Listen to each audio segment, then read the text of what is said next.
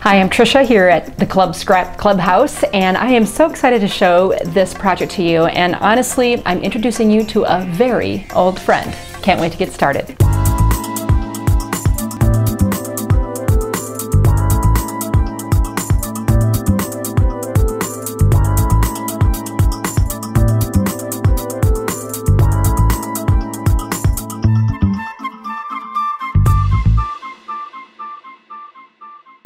Actually, I have several old friends here and some new ones as well.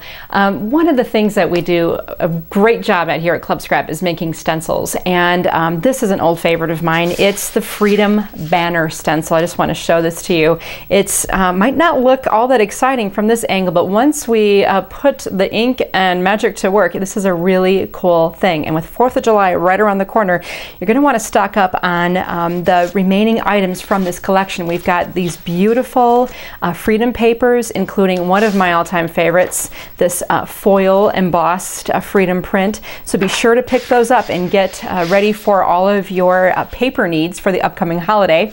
And not to mention, I'm sure there are many troops out there who would love to hear from you and receive some support and encouragement from you as well.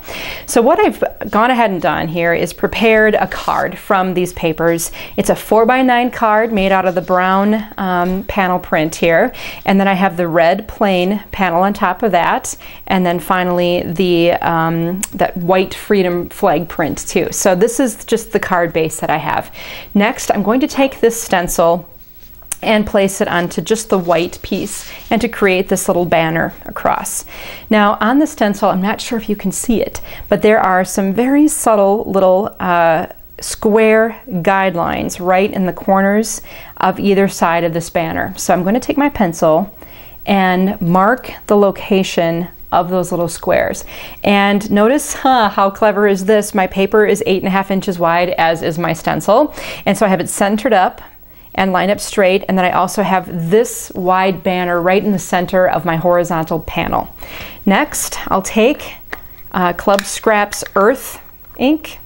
And the key here on this stenciling technique is to go lightly. So I'm taking the stylus tool and the ink pad and just picking up a little bit of ink here, and then holding the stencil in place with one hand, I will just kind of go in and apply ink to the edge of this little banner shape here,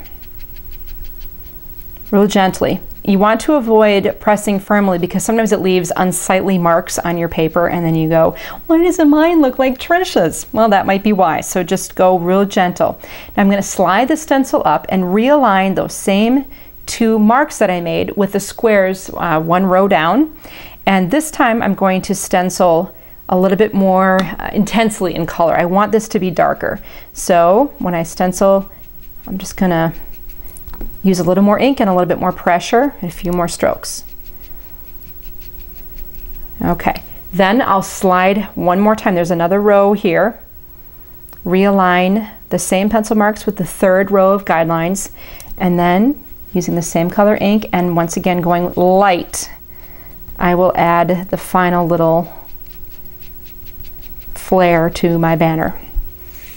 All right, so now I have this really cool looking three-dimensional banner on my card panel that I just made with ink. Now what's cool about this is you can put anything in this open area of the banner. You can handwrite something, you can use it for a page title on a scrapbook page, or you can use the word freedom that's also in the stencil. Now you need to understand though that there's no specific guideline for you to line up the word freedom. Just line it up right there in the center of that banner. And this time I'm going to use Club Scrap's Sapphire color ink. And I'll just load up my stylus tool sponge, if you can use any kind of sponge that works for you, and I will add the word freedom to the center of this panel. Of course, this time I'm going to use a lot of color, so it's really nice and intense.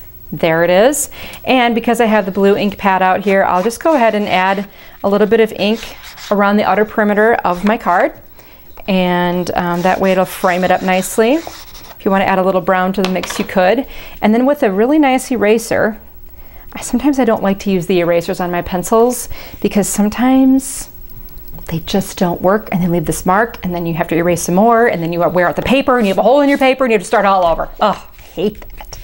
Okay, so then I have my panel, so you can see by planning ahead a little bit, this card is going to be done in a jiffy.